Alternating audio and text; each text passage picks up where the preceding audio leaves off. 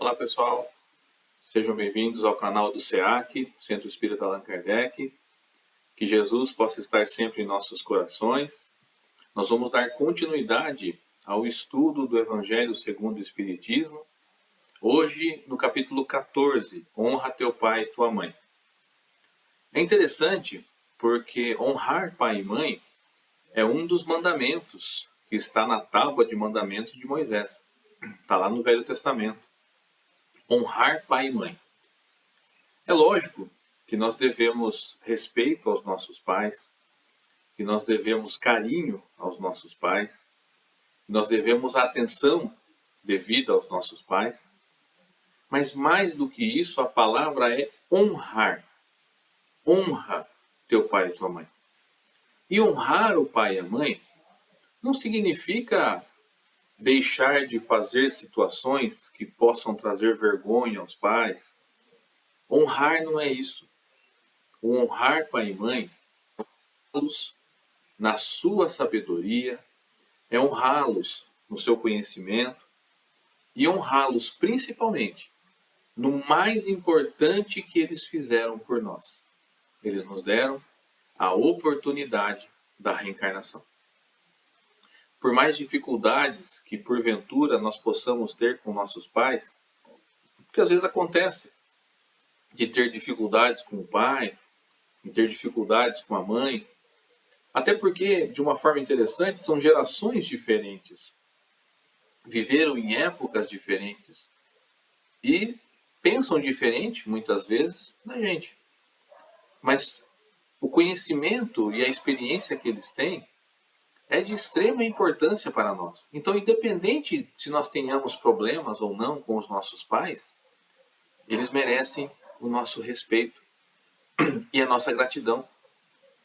Porque ao nos permitirem, ao abrirem as portas da reencarnação para nós, eles nos deram a oportunidade de estarmos aqui hoje encarnados, passando pelas nossas atribulações, pelas nossas dificuldades e principalmente aprendendo com tudo isso.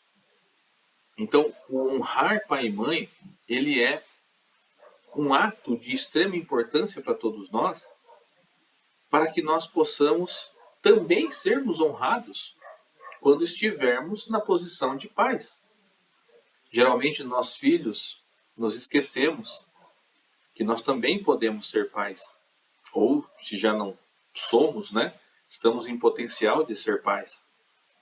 Nós sabemos que tudo aquilo que nós aprendemos com os nossos pais, nós vamos ensinar para os nossos filhos, e nós sabemos também que quando uma certa idade chega, a gente fala, poxa vida, meu pai tinha razão, minha mãe tinha razão.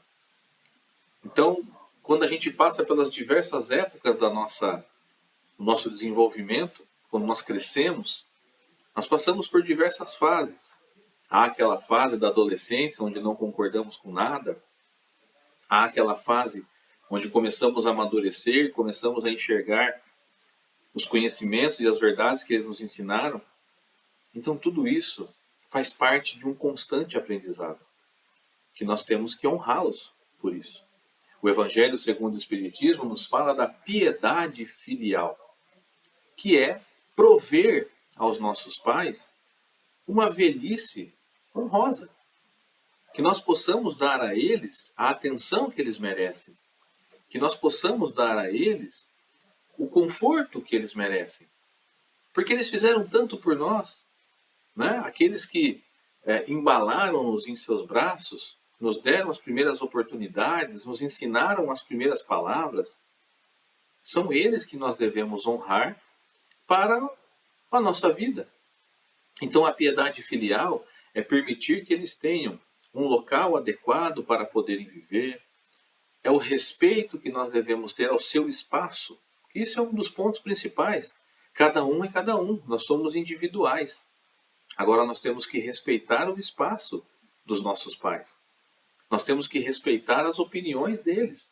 Podemos não concordar, podemos não compreender muitas vezes, mas nós vamos respeitar acima de tudo. Então a piedade filial, onde o Evangelho segundo o Espiritismo nos fala, é uma extrema necessidade e uma extrema importância no nosso dia a dia e na nossa vida enquanto espíritos imortais.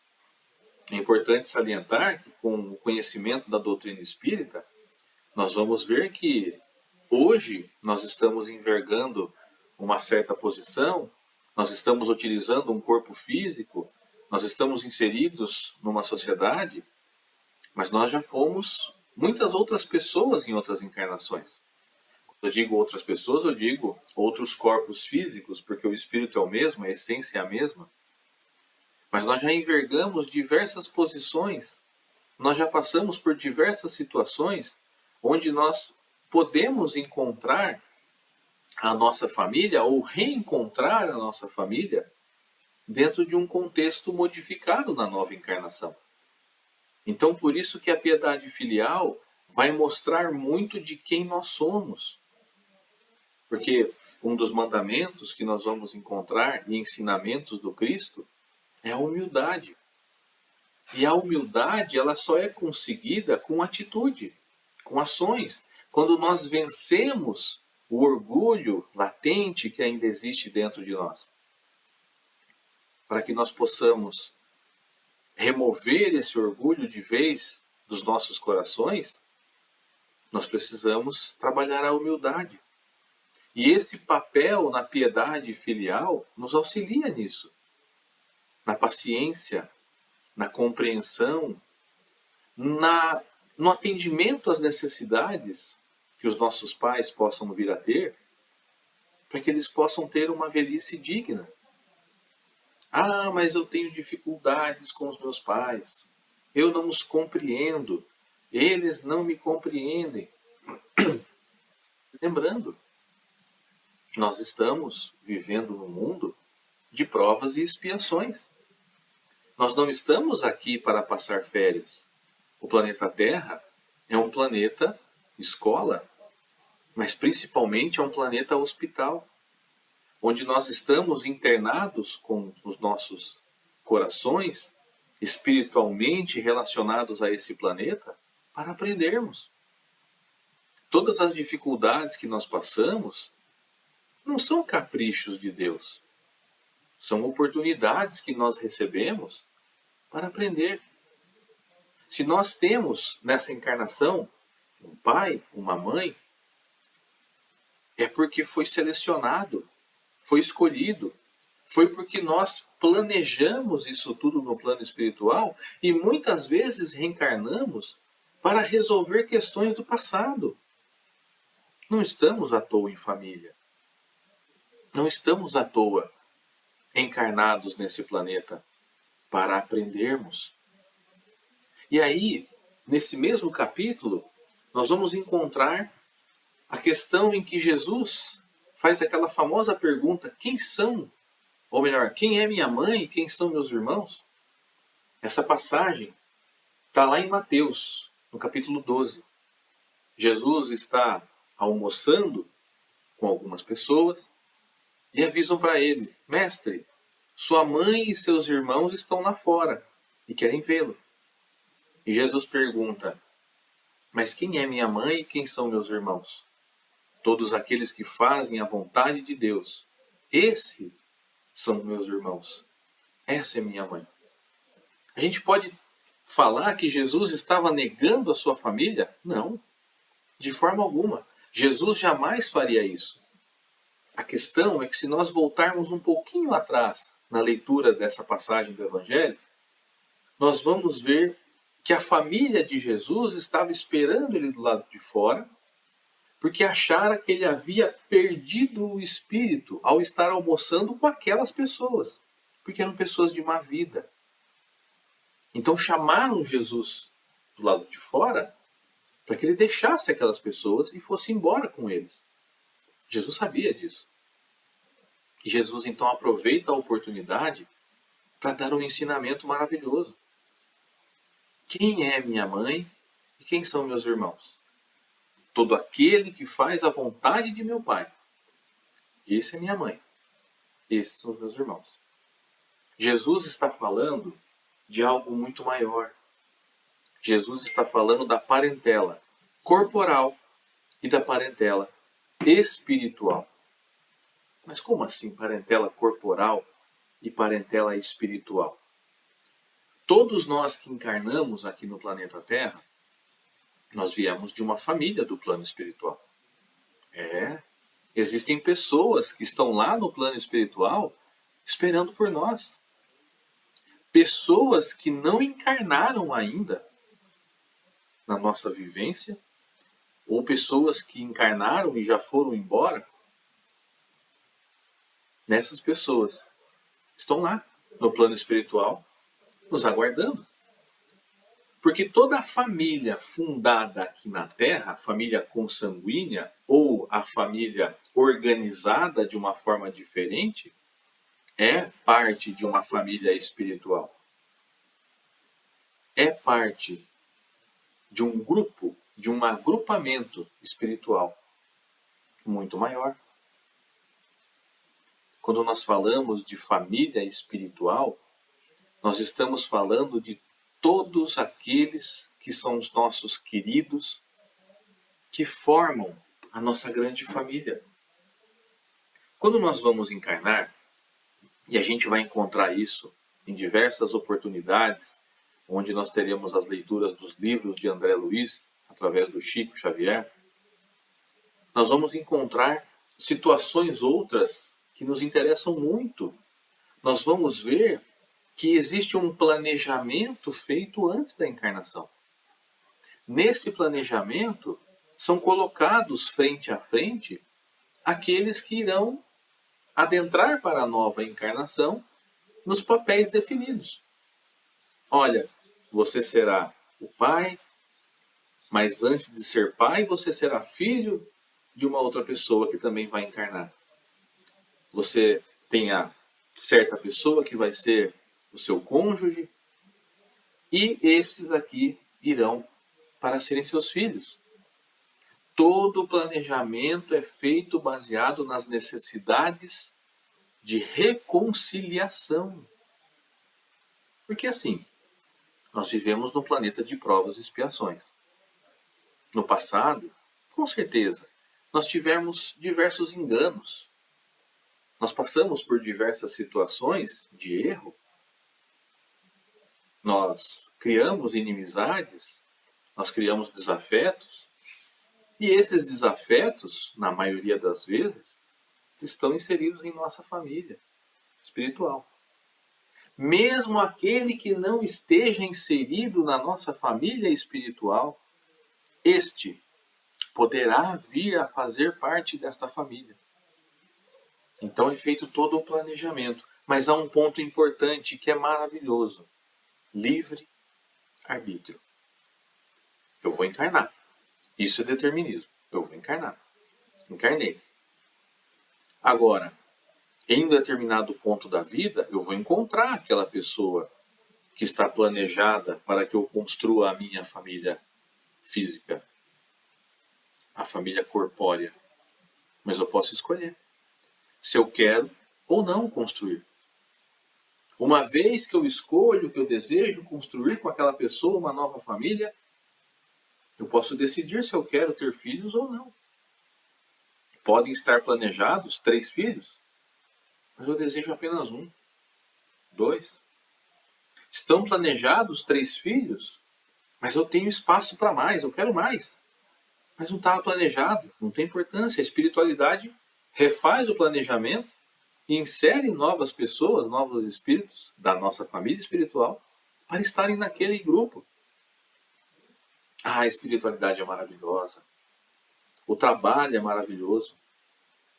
Então, nesse agrupamento que nós vamos ter de pessoas, ali, como diz Emmanuel, naquele cadinho, naquele potinho, nós vamos ter todas as pessoas necessárias para aquela encarnação nossa, para que nós possamos reajustar os enganos do passado, aprender e trazer para cada vez mais perto de nós aquelas pessoas a quem amamos. E há uma outra coisa interessante também. Sabe quando você tem um amigo e você fala assim, poxa, esse meu amigo é mais do que um irmão. Se fosse meu irmão de sangue, não seríamos tão juntos, não nos entenderíamos tão bem, não teríamos tanto amor um pelo outro. E é fato que esse amigo pode ser sim, e é, da sua família espiritual. Só que ele não veio na sua família consanguínea. Ele não veio na sua família de agrupamento consanguíneo. Ele veio fora e vocês se encontram. E ali continua o trabalho. Quantos de nós não temos esses amigos? Quantos de nós não temos essas pessoas? E por vezes, dentro da própria família, às vezes com o próprio irmão, nós não temos essa facilidade. Com o próprio irmão, nós não temos essa afabilidade, essa doçura que nós temos com o amigo. Porque muito provavelmente aquele irmão pode ter sido um desafeto meu do passado. E eu estou ali para reconstruir a relação com ele. Eu posso estar numa fila de banco. E na minha frente da fila, pode ter alguém da minha família espiritual. Só que com um rumo diferente na encarnação. Numa necessidade diferente na encarnação. E você olha para aquela pessoa e fala assim, puxa vida, parece que eu conheço essa pessoa de algum lugar. Eu nunca vi a pessoa antes. Eu tenho uma empatia por ela tão grande. Pode ser na sua família espiritual, pode ser seu conhecido, sim. Da mesma forma, quando você sente a repulsa, quando você sente o desafeto, com certeza você conhece aquela pessoa de outras vidas, só não se lembra nessa. E aí, você então relembra, o seu espírito relembra as reminiscências, mas você não tem acesso com o cérebro físico porque é um cérebro novo dessa encarnação. O espírito é antigo, o cérebro não é novo. Então, nesse trabalho que nós temos de família, e fechando de uma forma geral com a questão dos pais, da piedade filial, do honrar pai e mãe, seu pai, sua mãe, não são seus pais por acaso. Você tem seus irmãos, não é por acaso. Você é filho único, como eu, não é por acaso. Há necessidade, há um motivo, há um porquê. Você tem dificuldades com a sua família de compreensão, com o seu irmão, com sua mãe, com seu pai, com seu filho. É porque vocês se conhecem de muito tempo. A gente sabe que o corpo gera o corpo, mas o espírito não gera o espírito. O espírito quem cria é Deus. Mas como explica então pais serem a cópia, ou melhor, filhos serem a cópia de seus pais na forma de agir? A gente costuma falar, olha, é impressionante como se parecem no jeito de agir, no jeito de pensar. Ou então, amizades que nós temos que pensamos iguais, mas isso é claro. Nós somos espíritos que estamos juntos há milênios. É claro que nós vamos pensar igual em muitas situações. É claro que nós vamos concordar em muitas situações, como vamos discordar de muitas outras. Mas o ponto é que a família, independente da configuração que seja da família, independente da configuração, a família, ela é o ponto principal da nossa humanidade. A família é a base da nossa humanidade. Quando perguntado aos espíritos, Kardec pergunta qual seria a consequência do fim da família. Os espíritos respondem, uma recrudescência ao egoísmo. Sem família, nós seríamos todos egoístas. Então vamos olhar. Vamos olhar para a nossa família como irmãos nossos, como pessoas que estão próximas a nós, passando pelas dificuldades muitas vezes iguais às nossas, para que nós possamos aprender. Não adianta nós queremos salvar o mundo se não salvarmos dentro da nossa própria casa. Tudo começa nesse cadinho, nesse potinho, nesse lugar onde a família está inserida, onde há as vinculações e desvinculações, o aprendizado, somos todos diamantes brutos que estamos aprendendo a nos tornarmos lapidados. Então, que a nossa família, que nós possamos olhar para eles e falar: vocês são maravilhosos, vocês são a divina ferramenta que Deus me dá para o aprendizado. Vocês são a divina ferramenta que Deus me proporciona para que eu possa aprender, para que eu possa crescer. Então, que nós possamos honrar nossos pais com o auxílio que devemos a eles, para que nós possamos também sermos honrados, que nós possamos compreender a piedade filial. E lembrando que mesmo que nós tenhamos todas as dificuldades do mundo com nossos pais, eles nos deram a oportunidade bendita da reencarnação. Graças a eles, nós encarnamos e estamos aqui, resolvendo nossas pendências e aprendendo. E que a nossa família possa ser a nossa base de conhecimento para um mundo melhor. Que Jesus possa nos abençoar a todos e que Deus esteja sempre com vocês. Um grande abraço a todos. Até a próxima.